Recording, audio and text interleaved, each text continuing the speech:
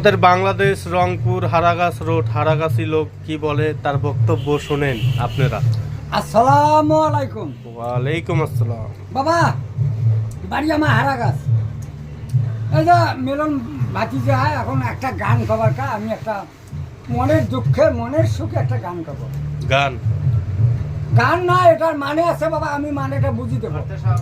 ঠিক আছে ঠিক আছে।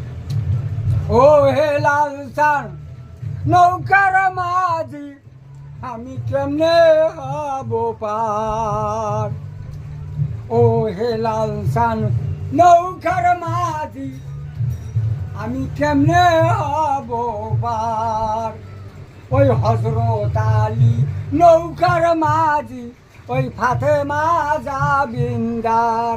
বাবা রে, গানটার মানে আছে কিন্তু ফুলছড়াতে পুল কেমনে পার হবেন এর মানেটা আমি বলতেছি। জি, আমি জি, কিন্তু বলেন। বাবা